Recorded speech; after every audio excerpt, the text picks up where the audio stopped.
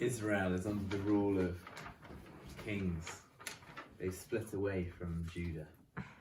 And they've got a real problem because all of their kings are weak.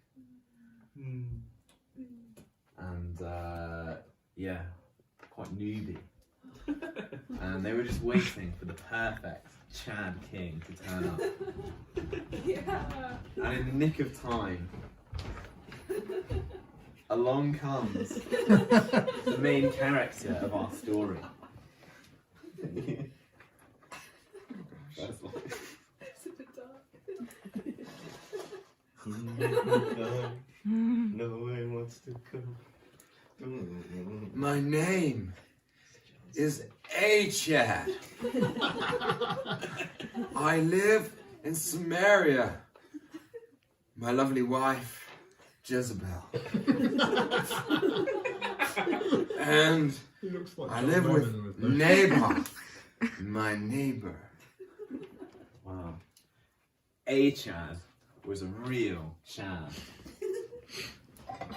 And he was king over Israel for 22 years. Chad. What made Chad such a Chad is he was very inclusive. Not only did he practice the inclusivity of the kings that had come before him, but he was even more inclusive and tolerant of the many, many gods in the surrounding nations. However, there is a twist to this story. In Act 1, there is a troublesome prophet. The prophet Elijah came up to Achad one day and said, You're right. My name's Elijah. And God says it will not rain in Israel for the next few years because you have disobeyed him. How dare you? Elijah was coarse, he was mean, and most of all, he was very intolerant. He challenged Ahab to a contest on Mount Carmel, where he said some very, very mean things about one of the gods. Was that the next bit? Is there anything you want to say? All of your gods are noobs. Do you want to know why? Because they're not from the Brummy bit in Israel. Ahab wasn't having it. He knew he needed to cancel this troublesome prophet.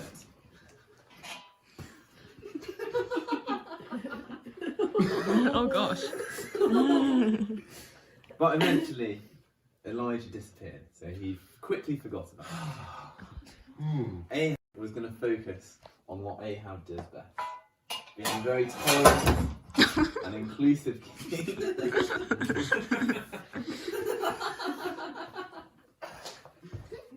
But Ahab's reign was about to take another turn when Ben-Hadad sent him a message. Give me. Firstly, I want all your money. Then, I want your wife. And then, I want all your kids. And they all must belong to me if you want to live. What was Achad going to do to this message? How was he going to defend his kingdom? What were his words going to be? Okay. Anything to keep the peace, he said. And this is a good thing, because Ahab will do anything to keep the peace, even if it means abandoning his family and his wealth and throwing them under the bus.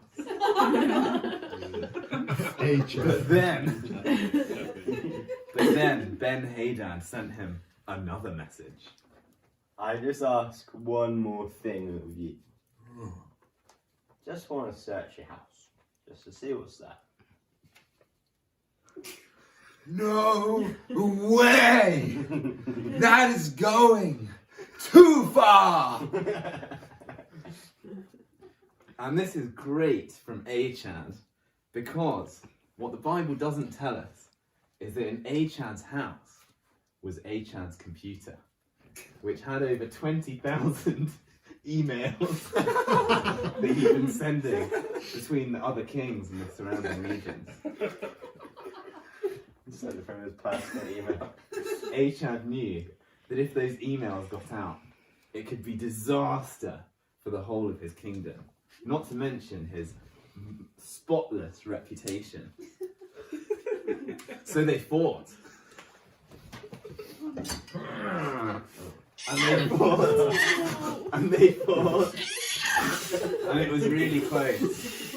But in the end, Achad was victorious. Yeah. Because he's such a Chad.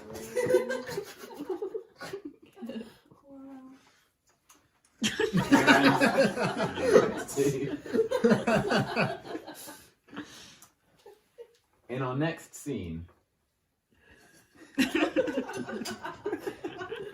next scene, Ahab goes and talks with his neighbour, Naboth, and he says to Naboth, Oh no. Nabob! Naboth is coming back. Nabob! Give me your vineyard so I can grow vegetables. Hey, Chad. I've chatted you hard, Your Majesty. I'm sorry, but I cannot. This vineyard belonged to my father, and I need it to provide for my family. this was absolutely unacceptable. Not only was Naboth upholding the evil practice of the nuclear family, but he was also upholding the rights of private property. What? This had to end. Achad couldn't let this stand in his way. And he needed his 5 a day. So he really needed those vegetables. So he just had to do something. He had Naboth, the traitor that he is, executed for treason. Kill that man! Kill him! Now!